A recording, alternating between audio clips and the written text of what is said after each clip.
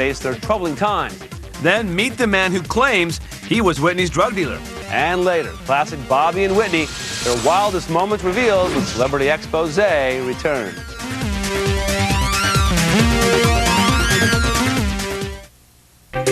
What it takes to be a diva, you know. What? Gotta be bitchy, you know. You gotta be bitchy, bold. And not take any stuff, right? Not any. The question still remains, does Whitney have what it takes to get back to her diva status? Hi, everybody. Welcome back to Celebrity Expose. I'm Tony Potts. You know, Whitney exploded onto the scene in 1985, and more than 20 years later, she is still one of the most successful female solo artists in the history of music. Oh, yeah, there's no one like Whitney. I think Whitney, she'll be back on top, you know. She just has to take it day by day. And, you know, she has one of the greatest voices in history. Absolutely. And, you know, we're just praying that it comes back that way. She has a voice which soared to the top of the pop chart. With a 5-octave range and stunning looks, Whitney was on top of the world in 1985. Her hit single, Saving All My Love for You, put Houston on the map. The self-titled album is still one of the best-selling debuts of all time. Oh, what God gives you, the world can't take away. What God got for you. The world can't take away. Known as a bad boy for his wild stage antics, Bobby found his candy girl in Whitney. But while fans were shocked at the union of the bad boy R&B rapper and the pop princess, these two didn't seem to have any doubt. We're both happy. You know, there's no more the, you know, bull crap, you know, with the press, you know. Well, been there, as far as we've been there and done that. Been there, done so that. Now it's just about, you know, us proving what we are as a couple and proving what we are as a family, you know. We're having a good time doing it. In 1986, Bobby left the popular boy band New Edition to launch his own solo career. It was rumored his R&B bandmates thought he was on drugs, an allegation Brown has denied. A year after going solo, and to the delight of Houston, Brown opened for his wife at a concert. He's getting ready to do it. You know, I'm gonna get loose for him. I'm gonna open for him. Oh, right. And I haven't opened for anybody in a long time. Oh! And Whitney just wasn't number one on stage. In the 1980s, along with Michael Jackson and Madonna, Whitney ruled the pop airwaves with 7 consecutive platinum albums, earning her the adoration of both non-celebrity and celebrity fans. I think Whitney Houston is one of the greatest performers that we've ever known. I mean, I'm a huge fan of hers. My friend Whitney Houston, she's someone that I really love and I've always looked up to and appreciate. My comrades are so cool. I love them dearly. Thank you. Really. I consider myself a diva in the respect of trying to maintain a standard for our young ladies to come, the divas in waiting. One such diva in waiting, Britney Spears, said this in 1999 when asked about who influenced her. Whitney Houston, of course. I love hearing her sing live. She is amazing. She has the most incredible voice, so I can't wait to see her. And in 2000, Britney got more than just a wish to see Houston perform live.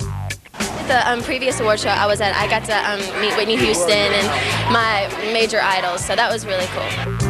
Britney must have also been a fan of Brown's, later remaking his #1 hit, My Prerogative. But before becoming Britney's idol, Whitney's mother, gospel singer Sissy Houston's prerogative was keeping tabs on her talented daughter. I was at 14 saying, I can sing, I know what I'm doing. And she said, you know, well, if you know what you're doing now, you know better at 18. You'll be much better at it. And mother was right. In 1986, a 22-year-old Whitney won the first of many Grammy Awards.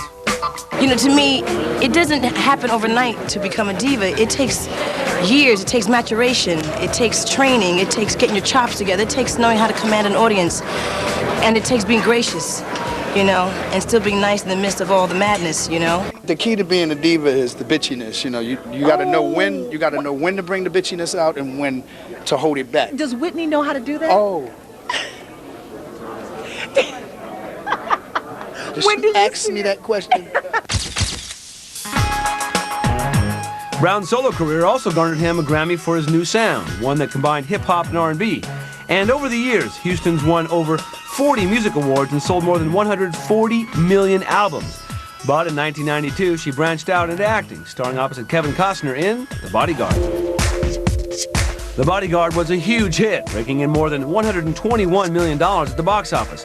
The film's soundtrack became the biggest-selling movie soundtrack in history, winning yet another Grammy. It means a lot to be a diva, and those ladies, like Dion, like like my mother, like Gladys, like Patti LaBelle. The true original divas I grew up around, so I think I learned from the best divas in the world. She certainly did learn from the best. 1995 and 96 saw more of Whitney on film, in Waiting to Exhale in 95, and starring opposite Denzel Washington in The Preacher's Wife in 1996. After I'm Your Baby Tonight, I did The Bodyguard, Exhale, and The Preacher's Wife, and I'm very proud of all three. By 2001, Whitney became rich beyond words when she signed an unprecedented $100 million recording contract. She was a true diva, a musical powerhouse that appeared to be unstoppable. Divas! Divas! Diva! Coming up in 2 minutes for you, the final straw for Bobby and Whitney. After sticking by her man through rumors of infidelity and spousal abuse, what finally caused the breakup of Bobby and Whitney. Then he claimed to sell drugs to Whitney and Bobby. Was this Whitney's drug dealer, and what types of illegal substances did she allegedly buy? And later, a lost interview with Whitney unearthed what Whitney revealed 10 years ago about her career and her beginnings. That's all when Celebrity Exposé returns. I apologize to the people out there. I do have a disease, which is I'm an addict. I have alcoholism.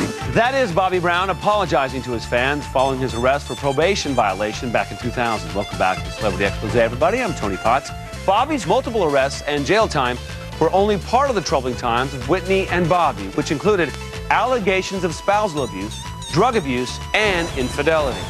I know what marriage means to me, and it doesn't mean divorce, you know, not unless it's totally mutual. Mutual or not, Whitney Houston and Bobby Brown are divorced. Talk about a relationship filled with highs and with lows. I don't think we're any different from anybody else who goes through changes and who goes through ups and downs. Whitney was a Grammy-winning Golden Girl when she met the New Edition singer at the 1989 Soul Train Music Awards. They married in 1992 and had a daughter, Bobby Christina, 1 year later. Through good times, We're having fun at my wife's birthday party. Happy birthday, love. Thanks. and trying times. I made a mistake and gotta pay for it. The marriage of Whitney Houston and Bobby Brown seemed to defy the odds. They thought we would last 6 weeks. Thought we would last 6 months. The two said the secret to their strange success was that they spoke the same language. It's hard and it's easy, you know? Sometimes it gets hard. But I think what makes it better is that we both know the business and we both are in the same business, so we can talk about it. You know, he understands my language and I understand his, and it's really cool. Whitney and Bobby's explosive private life became fodder for the tabloids, with headlines of a reported eating disorder, drug use, and turbulent marriage. Their ups and downs were well documented by the media, fueled by the crazy things they said and did on camera. Some of the things you say sometimes bring attention to you. Hey, I'm crazy like that.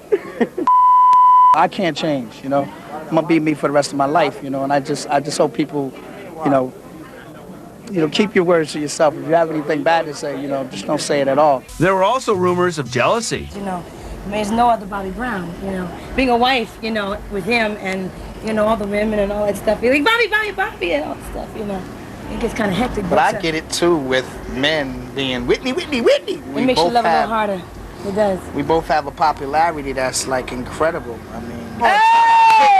So... But the media scrutiny was becoming too much. Anything you want to clear up? I would like to clear up everything, you know. Leave us the hell alone. If you don't know us and you don't sleep in my bed with me, then leave us alone, you know. Unfortunately, the facts couldn't be disputed. Bobby was becoming known more for his rap sheet than for his rap. I just want to continue on with my sobriety and get back home to my family, basically. Back in 1998, Whitney's mother, Sissy Houston, told us she couldn't break the two apart. As long as he doesn't hurt her or whatever, she has to learn to deal with her own. Bobby's got his faults like everyone else, but he's all right. This is for you, Diane. Then in December of 2002, Whitney admitted to her own demons, pot, pills, and cocaine during an interview with Diane Sawyer. But she claimed, quote, "I am not self-destructive. I'm not a person who wants to die. I'm a person who has life and wants to live, and I always have." And so the irrepressible couple marched on. Diane Sawyer's a good friend of me and my wife's, so, you know, it just got, you know, I guess people took it wrong or whatever happened is whatever happened, and we really, you know, me and my wife